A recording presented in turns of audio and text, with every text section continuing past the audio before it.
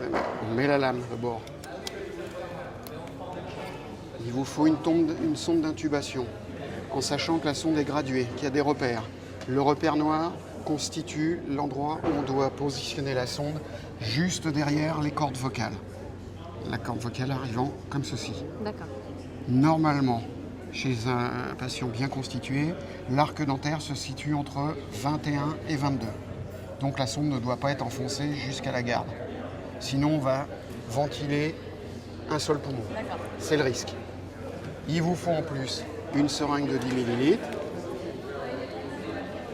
Pour intuber, on ne fait pas le geste de becquer. On ne becque pas. Donc, ça représente le massif inférieur. On a la langue, derrière on a l'épiglotte, juste en dessous la trachée et en dessous l'œsophage. Le but, c'est d'introduire la sonde dans la trachée et non pas dans l'œsophage. Alors pour ça, il faut prendre le manche de larynge.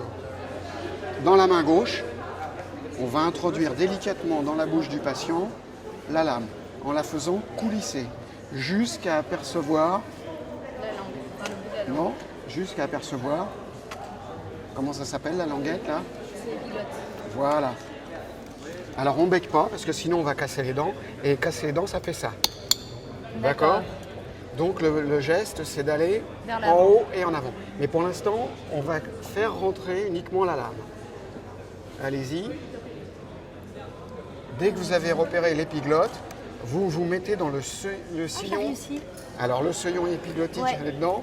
Alors allez-y. Vous prenez la sonde dans la main droite, par le haut, et on y va. On y va doucement. On continue. Ça doit rentrer tout seul. Voilà. Retirez-la. Vous tenez la sonde. Et là, c'est la minute de vérité. Attention. Alors, est-ce que vous avez réussi ou non? Oui, je pense que j'ai réussi. Yes! Impeccable. C'est magique. Voilà. Il suffisait d'une caméra, quoi. Intubation réussie. Alors, à partir de là, je faisais pas bien. on lâche pas, on fixe la sonde. Et ensuite, on ausculte. Avant de la fixer, on la tient. Et on ventile et on ausculte les 4 champs. En haut et de chaque côté. Ok, d'accord. Pour être sûr que on a le même bruit.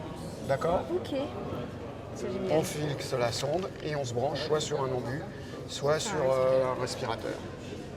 Okay. Voilà. Et ben voilà.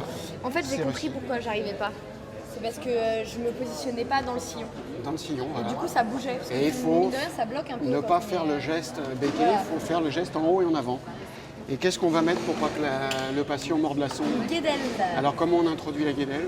Je crois qu'il faut commencer comme ça et tourner après ça. Allez-y, on va voir. Comme ça. Voilà. Magique. Très bien.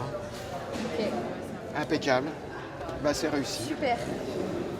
Ça permet d'éviter des erreurs sur le terrain et ça permet d'être moins angoissé le jour où on doit faire ce geste au bloc opératoire sur un véritable patient. Le faire sur mannequin, c'est une chose, mais quand on a acquis le geste sur mannequin, on a plus de facilité pour le faire dans la vie courante. C'est un geste qui peut être difficile à faire, il est très facile à faire, mais il faut avoir compris la technique. Une fois qu'on a compris la technique, une fois qu'on connaît bien ses repères, on a très peu de difficultés. Il y a des patients pour lesquels on aura toujours des difficultés, où on prendra d'autres techniques pour pouvoir les intuber dans de bonnes conditions. Ça peut être soit, comme je l'ai dit, le mandrin d'Eichmann, ou alors sous fibroscopie.